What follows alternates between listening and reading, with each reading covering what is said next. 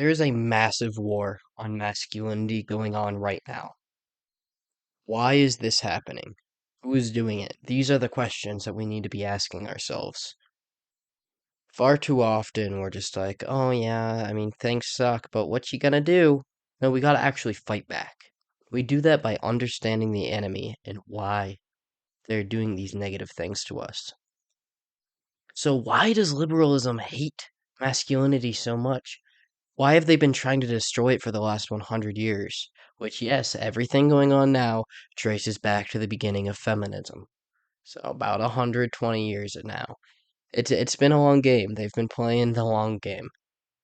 But they want to do this because feminine people, they're easier to control.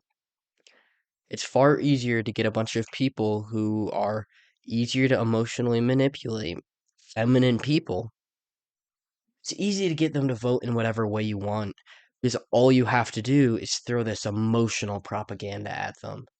Like, that's the easiest type of propaganda to make. You just have to make them feel bad. You show them a bunch of pictures of little kids in cages on the border, and then all of a sudden they're all like, open borders, open borders. This is mean. Because they don't get it. They don't think logically. They don't think through things. So you just make the nation feminine. And then you know what else that does? That destroys the drive of men. Men's drive, it comes from masculinity, it comes from testosterone. They want to protect their family, they want to marry a nice woman, and they want to protect their community. And those are all masculine traits. When they, or let me continue on that real quick before I move on. They want to do all these great things, right? Because of masculinity. Men become better because they want, the only way they're going to find a girl is if they become the best. It's all a competition. So men become better to find a better woman, and then they do all these things to create a family, and then they want to raise their family in a good community, so they do a bunch of good things to protect their community. That is a masculine drive of men. When you destroy that, there's no one left to protect the community. And you can do whatever tyrannical actions you want to it, as long as you give them enough pleasure to survive and be distracted. So what our nation does is a push a bunch of entertainment down our throats. It's just constant pleasure, pleasure, pleasure. The average man in America is a little overweight with a Netflix account. And why is this? Because they're just feeding him food, they're giving him a little bit of life force, and they're just giving him entertainment. And as long as we have those things, people, the average man, they're going to be content, unfortunately, in today's reality, today's society. So they just push all this stuff, they push all this crap, they give us a little bit of entertainment, and then you don't have anybody to protect the communities anymore because you distracted all the men away and you made them so feminine that there's no one with the drive to protect. And then you can also emotionally manipulate them, as I said before, with the femininity. And if you're like, oh, there's not actually a war on men going on, I mean, what are you talking about, man? You sound ridiculous. Yeah, look around. Open your eyes. Why do you think they took out Andrew Tate? Because he was promoting a message to make men more masculine. I don't agree with everything that guy says. He says some degenerate things. He practices some degenerate things. And he has a degenerate history. But he's still a net positive because he's promoting masculinity. Why do you think that they kicked Sneeko off of everything? Because he started to promote masculinity. Frickin' Aiden Ross started getting banned all over just because what he started telling guys to do push-ups. What a joke. It's a ridiculous world. Anybody who promotes true masculinity gets banned, kicked off of everything.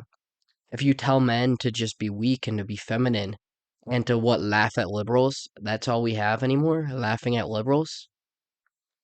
That's what's allowed nowadays on YouTube. Every big conservative left, what is their platform? If they're still growing, it's because their platform is just laugh at liberals, haha, liberal TikTok, because it gets the low IQ people, right? Yeah, that all plays into the horseshoe theory. We have the low IQs and the high IQs, and those are the conservatives, and then average IQs are liberals, and it's like the lows and the highs are teaming up to take on the middles.